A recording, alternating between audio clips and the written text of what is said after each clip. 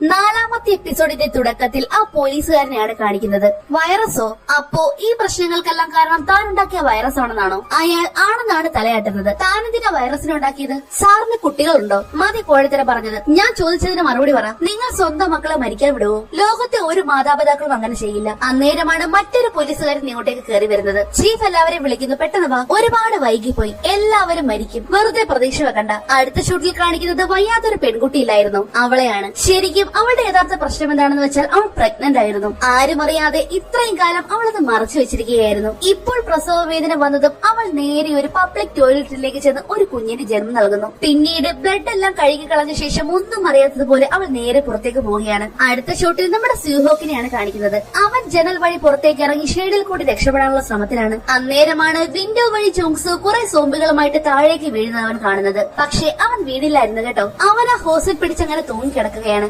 കൂട്ടിന് ഒരു സോംബിയും ഉണ്ട്. അവള് പിടിവിടുന്നില്ലല്ലോ. നീ എന്തെടുക്കുക? അവളെ ചവിട്ടി താഴെയിട്. എന്നാൽ അവനെ കൊണ്ട് ഇതിന് സാധിക്കുമായിരുന്നില്ല. നീ എന്ത് തേങ്ങയാണ് ചെയ്യുന്നേ?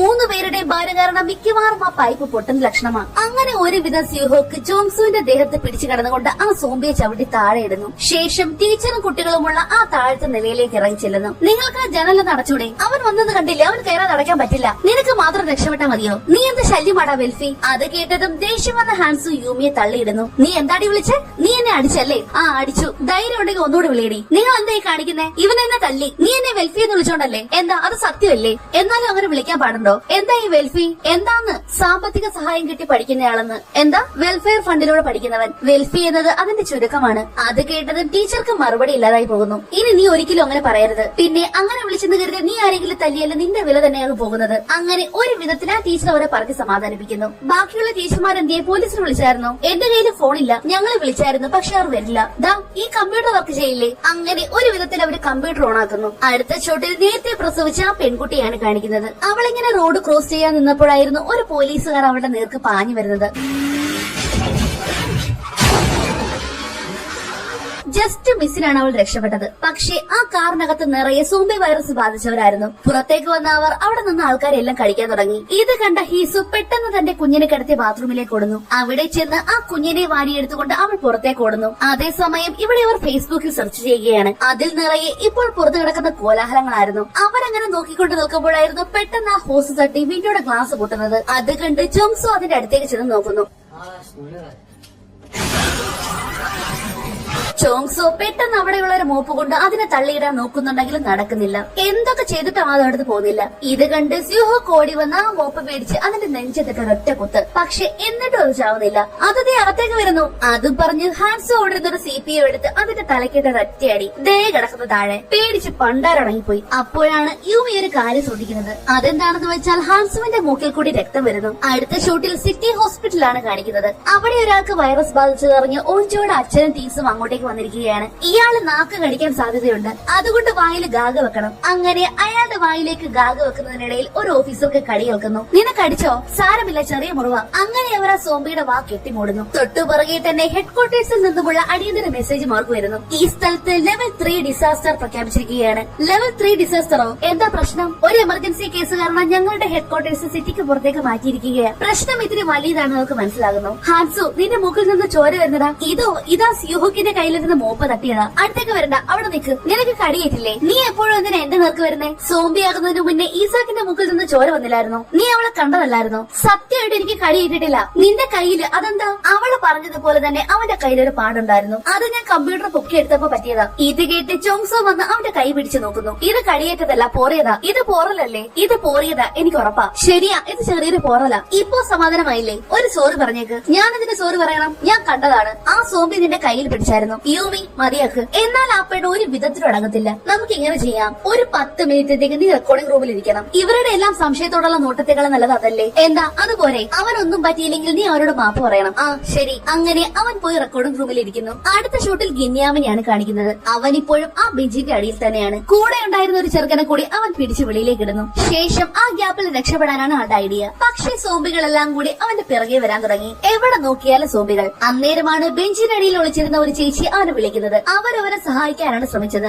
അവരാണെങ്കിലോ ആ ചേച്ചിയെ വലിച്ച് പുറത്തേക്ക് ഇടുന്നു. ശേഷം ആ ഗ്യാപ്പിൽ രക്ഷപ്പെടാൻ നോക്കിയെങ്കിലും അവിടെ നിറയെ സോംബികളായിരുന്നു. അന്നേരമാണ് അവന് തറയിൽ കിടന്നൊരു കത്തി കിട്ടുന്നത്. അത് വെച്ച് തന്റെ അടുത്തേക്ക് വരുന്ന സോംബികളുടെ എല്ലാം കഴുത്തിൽ കുത്തി അവൻ അതിനെ കൊല്ലുന്നു. അതേസമയം ഹാൻസു ഇപ്പോഴും റെക്കോർഡിംഗ് റൂമിൽ തന്നെയാണ്. ഓഞ്ചോ ആണെങ്കിൽ തന്റെ കൂട്ടുകാരി മരിച്ചതും ആലോചിച്ച് അങ്ങ് സങ്കടപ്പെട്ടിരിക്കുന്നു. അത് കണ്ട് അവളുടെ അടുത്തേക്ക് ചാങ്സോ വരുന്നു. നിനക്ക് കുഴപ്പമൊന്നുമില്ലല്ലോ? ഈസാക്കിന്റെ മുഖം മറക്കാൻ പറ്റുന്നില്ല. നീ പേടിക്കണ്ട, നിന്റെ അച്ഛനോ മറ്റാരെങ്കിലോ നമ്മളെ രക്ഷിക്കാൻ വരും. അടുത്ത ഷോട്ടിൽ ചോങ്സോയുടെ അമ്മയാണ് കാണിക്കുന്നത്. ഇവിടെ നടക്കുന്ന പ്രശ്നങ്ങളൊന്നും ഇതുവരെ അവൾ ആരും പറഞ്ഞിട്ടില്ല. അവരകത്ത് ചെന്ന് എന്തോ കണക്ക് എഴുതിക്കൊണ്ട് നിൽക്കുമ്പോഴായിരുന്നു ടിവിയിൽ ആ ന്യൂസ് കേൾക്കുന്നത്. നിങ്ങൾ കേട്ട പോലെ തന്നെ ഇത് വളരെ അപകടം പിടിച്ച ഒന്നാണ്. രോഗം ബാധിച്ചവരെല്ലാം അസാധാരണമായ വിധം അക്രമ സ്വഭാവം കാണിക്കുന്നു. ന്യൂസ് കേട്ട ഉടനെ തന്നെ അവർ പെട്ടെന്ന് ഫോൺ എടുത്ത് സ്കൂളിലെ ഓഫീസിലേക്ക് വിളിക്കുന്നു. അവിടെ നിറയെ സോംബികളല്ലേ, ആര് ഫോൺ എടുക്കാന്? മാത്രമല്ല ടിവി ന്യൂസിൽ ചോങ്സോ പഠിക്കുന്ന സ്കൂളിന്റെ വെളിയിൽ സോംബികൾ നിൽക്കുന്ന വീഡിയോ ആയിരുന്നു. അത് കേട്ടതും ടെൻഷനായ അവർ പെട്ടെന്ന് സ്കൂട്ടിയും എടുത്ത് സ്കൂളിലേക്ക് വിടുന്നു. അടുത്ത ഷോട്ടിൽ ഓഞ്ചോയുടെ അച്ഛനെയാണ് കാണിക്കുന്നത്. വൈറസോ? അത് ബാധിച്ച ആളിൽ നിന്നും കടിയേറ്റാൽ രോഗം പടരും. അതുകൊണ്ട് കടിയേൽക്കാതിരിക്കാനും സ്പർശിക്കാതിരിക്കാനും നോക്കണം. അത് കേട്ട് അയാൾ തന്റെ അസിസ്റ്റന്റിനെ ഒന്ന് നോക്കുന്നു. കാരണം നേരത്തെ അയാൾക്ക് കടിയേറ്റായിരുന്നു. അത് കേട്ടതും അയാൾ ഒരു നിമിഷത്തേക്ക് തരിച്ചു പോകുന്നു. തൊട്ടടുത്ത നിമിഷം തന്നെ അയാളിലും രോഗലക്ഷണങ്ങൾ വരാൻ തുടങ്ങി. പെട്ടെന്ന് തന്നെ അയാളും ഒരു സോംബിയായി മാറിക്കഴിഞ്ഞു. ശേഷം തന്റെ മുന്നിലുണ്ടായിരുന്ന സഹപ്രവർത്തകനെയാണ് അയാൾ ആദ്യം കടിക്കുന്നത്.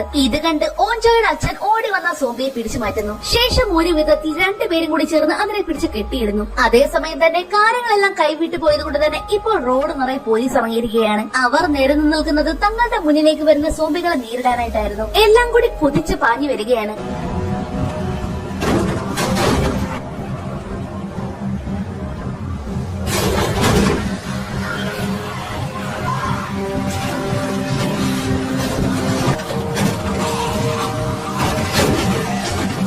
ഈ പ്രശ്നങ്ങളെല്ലാം നടക്കുന്നതിന്റെ ഇടയിലാണ് ചോങ്സുവിന്റെ അമ്മ അങ്ങോട്ടേക്ക് വരുന്നത്. അവരെ കണ്ടതും പോലീസുകാർ വന്ന് അവരെ പിടിച്ചു നിർത്തുന്നു. നിങ്ങൾ എങ്ങോട്ടാ? തിരിച്ചു പോണം. എന്റെ മോൻ അവിടെയുണ്ട്, ഞാൻ അങ്ങോട്ട് പോവാ. നിങ്ങൾ അവിടുത്തെ പെട്ടെന്ന് പോയേ. അങ്ങനെ പോലീസുകാരെല്ലാം കൂടി അവരെ പിടിച്ചു മാറ്റുന്നു. അതുകൊണ്ട് തന്നെ അവർ ഷോർട്ട് കട്ട് എടുത്ത് മറ്റൊരു വഴിയിൽ പോകുന്നു. അവരങ്ങനെ പോയിക്കൊണ്ടിരിക്കുമ്പോഴാണ് പെട്ടെന്ന് അവരുടെ മുന്നിലേക്ക് കുഞ്ഞുമായിട്ട് ഹീസു വരുന്നത്. അതുകൊണ്ട് തന്നെ പെട്ടെന്ന് ബാലൻസ് തെറ്റി അവർ മറിഞ്ഞു വീഴുന്നു. ഞാൻ കണ്ടില്ല, സോറി. മോള് ഹോസാൻ ഹൈസ്കൂളിലല്ലേ? നീ ഇവിടെ എന്തെടുക്കുക? എന്റെ മോൻ ചോങ്സാങ്ങിനെ കണ്ടായിരുന്നോ? എന്നാൽ അവളാണെങ്കിൽ അതിനൊന്നും മറുപടി പറയാതെ അവിടുന്ന് ഓടിപ്പോവുകയാണ് ചെയ്തത്. പക്ഷെ അപ്പോഴേക്കും ശബ്ദം കേട്ട് സോംബികളും അങ്ങോട്ടേക്ക് ഓടി വരികയാണ്. അത് കണ്ട് അവരെ പേടിച്ചോടാൻ തുടങ്ങി. അതേസമയം ഇവർ 4 പേരും ഇപ്പോഴും ഗേൾസ് ടോയ്ലറ്റിൽ തന്നെയാണ് ഒളിച്ചിരിക്കുന്നത്. നാശം, ഇവിടെ മുഴുവനും സോംബിയാണല്ലോ. നമ്മൾ ഇനി എന്താ ചെയ്യുക? സിഗരറ്റ് ഉണ്ടോ? ഞാൻ വലിക്കാറില്ല. നിന്റെ കയ്യിലുണ്ടോ? ഞാൻ വലിക്കാറില്ല. കള്ളം പറയല്ലേ? ഇല്ലെന്നല്ലേ പറഞ്ഞേ? ഇങ്ങനെയാണോ സീനിയറോട് സംസാരിക്കുന്നേ? സീനിയർമാരോട് ഇങ്ങനെ സംസാരിക്കാൻ നിന്നെ ആരെ പഠിപ്പിച്ചേ? സോറി, എന്നോടല്ലേടാ സോറി പറയണ്ടേ? ഈ സ്പോർട്സ് ടീം മുഴുവൻ തെമ്മാടികളാണല്ലോ. സൂക്ഷിച്ച് സംസാരിക്കണം. നിങ്ങൾ എന്താ കൊച്ചു പിള്ളേരെ പോലെ അടിയുണ്ടാക്കുന്നേ? വാ, നമുക്ക് ഇവിടുന്ന് പോകാം. പോകുന്ന ഒറ്റയ്ക്ക് പോയിക്കോ, ഞാൻ വരുന്നില്ല. നീയോ? ഞാൻ എനിക്ക് തോന്നിയ പോലെ ചെയ്യും. ഇവള്. അടുത്ത ഷോട്ടിൽ ഹാൻസുവിനെയാണ് കാണിക്കുന്നത്. ഇതുവരെ അവൻ ഒരു കുഴപ്പം ഉണ്ടായിട്ടില്ല. അവനെ കാണാൻ വേണ്ടി ചോങ്സ് പുറത്തു വന്ന് നിൽപ്പുണ്ട്.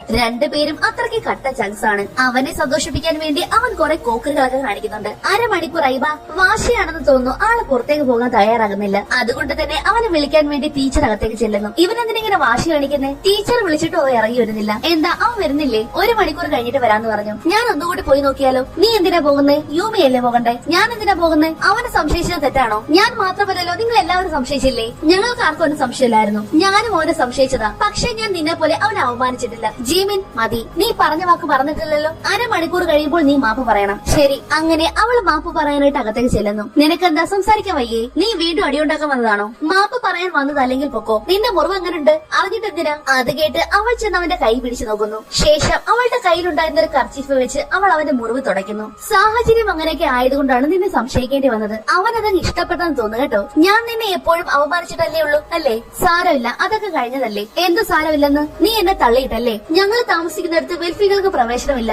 എന്നിട്ട് നീ അതുവഴി പോയല്ലേ? എല്ലാവരും നിന്റെ സൈഡാ. നിന്നെ പോലെ ഒരു പാഴ് കാരണം ഞാൻ ഒറ്റപ്പെട്ടു. ഇനി 1 മണിക്കൂർ മോൻ ഇവിടെ ഇരിക്കെ. നീ ഇനി ഒരിക്കലും പുറത്തേക്ക് വരില്ല പന്ന വെൽഫി. അത് പറഞ്ഞ് അവള് പുറത്തേക്ക് പോകുന്നു. അത് കേട്ട് അവൻ ദേഷ്യത്തോടെ പുറത്തേക്ക് ഓടി വന്ന് അവളെ വായിൽ തോന്നി തെറി എല്ലാം വിളിക്കുന്നു. നീ അവനെ പിന്നെ അങ്ങനെ വിളിച്ചോ? നീ എനിക്ക് വാക്ക് തന്നല്ലേ? ഞാൻ അതിന് തെറ്റൊന്നും ചെയ്തിട്ടില്ല. നീ സ്വന്തം കാര്യം മാത്രമേ ചിന്തിക്കുന്നുള്ളൂ. ബാക്കിയുള്ള കൂട്ടുകാരെ കേട്ടണ്ടെന്ന് നീ പറഞ്ഞു. ഹാൻസു കാരണമല്ലേ ആ സാർ നമ്മളെ മുറിയിലേക്ക് കയറി വന്നത്? നമ്മൾ എല്ലാവരും ചാവേണ്ടതായിരുന്നു. അവൻ അയാളെ വലിച്ചു കയറ്റിയതല്ല, അറിയാതെ ചെയ്തു പോയതാ. ഇവറ്റകളെ കൊണ്ട് വല്ലാത്ത ശല്യമല്ലോ. അവൻ നോക്ക്, ഞാൻ പറഞ്ഞത് ശരിയാണോ തെറ്റാണെന്ന് നോക്ക്. അത് കേട്ട് അവര് ഹാൻസുവിനെ നോക്കിയതും അവന്റെ മൂക്കിൽ നിന്നും രക്തം വരുന്നുണ്ടായിരുന്നു. അത് കണ്ട് ചോങ്സു ശരിക്കും ഷോക്ക് ആകുന്നുണ്ട്. ഹാൻസുവും അത് വിശ്വസിക്കാൻ തയ്യാറല്ലായിരുന്നു. കണ്ടില്ലേ ഇപ്പൊ എന്ത് തോന്നുന്നു? അവന്റെ കാഴ്ച പെട്ടെന്ന് തന്നെ മങ്ങാൻ തുടങ്ങി. എല്ലാവരും അത് കണ്ടാകെ ഷോക്കായി നിൽക്കുകയാണ്. അവനെ പെട്ടെന്ന് പുറത്താക്ക്. സത്യമായിട്ട് എനിക്ക് ഒന്നുമില്ല. സോറി ഹാൻസു, അടുത്തേക്ക് വരരുത്. ഞാൻ മാറിയല്ലേടാ. ഞാനിനി എന്ത് ചെയ്യൂടാ? ചോങ്സു അതിന് എന്ത് മറുപടി പറയാനാ? ഓൻചോ പെട്ടെന്ന് വന്ന് ചോങ്സുമായി പിടിച്ചു മാറ്റുന്നു. മാറ്. ഇടയ്ക്ക് പ്രൊഫസർ ലീയുടെ ഒരു വീഡിയോ റെക്കോർഡിംഗ് കേൾപ്പിക്കുന്നുണ്ട്. വൈറസ് ബാധിച്ചയാൾക്ക് തീവ്രമായ ഭയമുണ്ടാകും. എന്നിട്ട് അവർ അതിജീവിക്കാനായിട്ട് ആക്രമിക്കാൻ തുടങ്ങും. അതേസമയം ഹാൻസു ഇവിടെ സോംബിയായിട്ട് മാറാൻ തുടങ്ങുകയാണ്.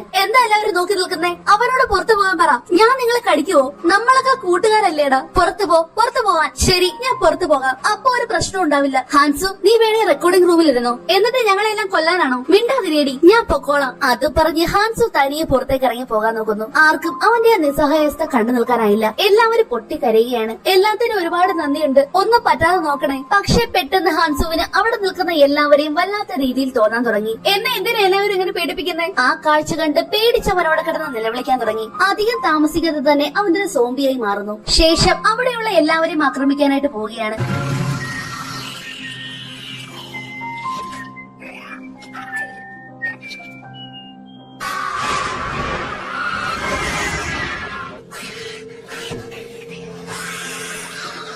അങ്ങനെ അവനും ആ സോംബികളുടെ കൂടെ പോകുന്നു. ആ കാഴ്ച ചോങ്സോക്ക് സഹിക്കാനാകുമായിരുന്നില്ല. അടുത്ത ഷൂട്ടിൽ കുഞ്ഞുമായിട്ട് പോകുന്ന ഹീസുവിനെയാണ് കാണിക്കുന്നത്. അവൾ പോകുന്ന വഴിയിലെല്ലാം നിറയെ സോംബികളായിരുന്നു. പക്ഷെ അവൾക്കും കടിയേറ്റിട്ടുണ്ട്. എങ്ങനെയെങ്കിലും കുഞ്ഞിനെ രക്ഷിക്കണം. അതിനുവേണ്ടി അവൾ ഓടി ഒരു റെസ്റ്റോറന്റിലേക്ക് കയറുന്നു. ശേഷം തന്റെ കുഞ്ഞിനെ ഭദ്രമായിട്ട് ഒരു സൈഡിലേക്ക് മാറ്റി വെക്കുന്നു. അതോടൊപ്പം തന്നെ അവളും സോംബിയായിട്ട് മാറിക്കൊണ്ടിരിക്കുകയാണ്. കുഞ്ഞിന്റെ കരച്ചിൽ കേട്ടത് മറ്റു സോംബികളെല്ലാം അങ്ങോട്ടേക്ക് ഓടി വരുന്നുണ്ട്. താനൊരു സോംബിയായി മാറിക്കഴിഞ്ഞാൽ താൻ തന്നെ കുഞ്ഞിനെ കൊല്ലും. അതുകൊണ്ട് അവൾ തന്നെ ഒരു റിബൺ വെച്ച് അവളുടെ കൈ ഡോറുമായിട്ട് കൂട്ടിക്കെട്ടുന്നു. താനൊരു സോംബിയായി മാറിയാലും തന്റെ കുഞ്ഞിനെ കടിക്കരുതല്ലോ. പക്ഷേ കുഞ്ഞിന്റെ കരച്ചിൽ കേട്ട് ആ കടയ്ക്ക് ചുറ്റും നിറയെ സോംബികളായിരുന്നു. താമസിയാതെ തന്നെ അവളും ഒരു സോംബിയായി മാറുന്നു. കുഞ്ഞിന്റെ കരച്ചിൽ കേട്ടതും അവളും മറ്റ് സോംബികളെ പോലെ അതിനെ കടിക്കാനായിട്ട് ഒരുങ്ങുകയാണ്. അടുത്ത ഷോട്ടിൽ ഓൻജോയുടെ അച്ഛൻ നിൽക്കുന്ന ഹോസ്പിറ്റലാണ് കാണിക്കുന്നത്. സോംബിയായി മാറിയ 2 പേരെയും അവിടെ കെട്ടിയിട്ടിരിക്കുകയാണ്. എത്ര നേരം ഇങ്ങനെ ഇരിക്കേണ്ടി വരും? അവർ ഹെലികോപ്റ്റർ അയക്കുന്നുണ്ട്. പക്ഷെ കുറച്ച് സമയമെടുക്കും. ഞാൻ ഇവിടെ ഉണ്ടെന്ന് അറിഞ്ഞിട്ടും ഒരു ഹെലികോപ്റ്റർ വരാൻ സമയമെടുക്കുമെന്നോ? മാഡം ഇവിടെ ഉണ്ടെന്ന് ഞാൻ പറഞ്ഞില്ല. തനിക്കത് പറഞ്ഞുകൂടായിരുന്നോ?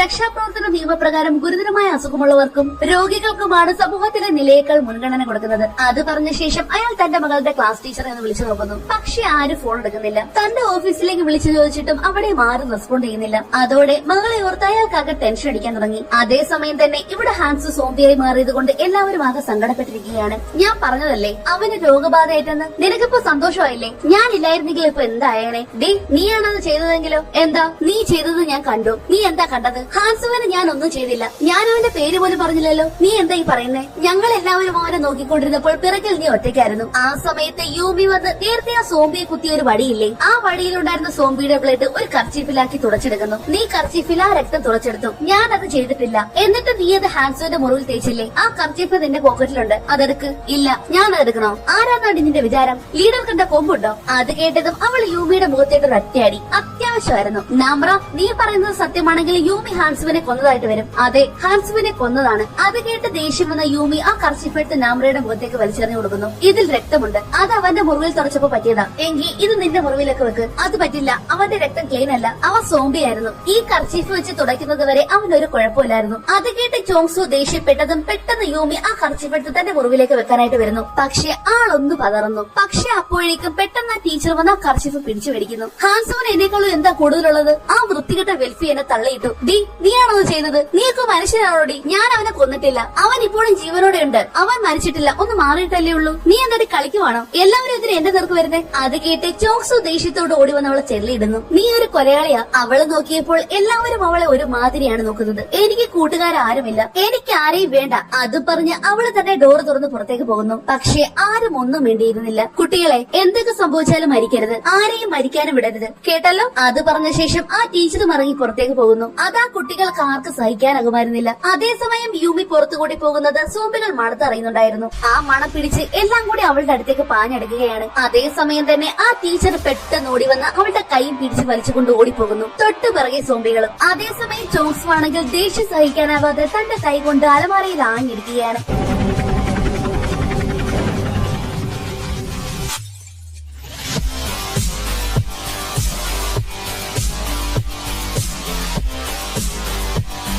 അങ്ങനെ മൂന്നാമത്തെ എപ്പിസോഡ് അവിടെ തീരുന്നു. നാലാമത്തെ എപ്പിസോഡുമായി വീണ്ടും കാണും വരെ നന്ദി.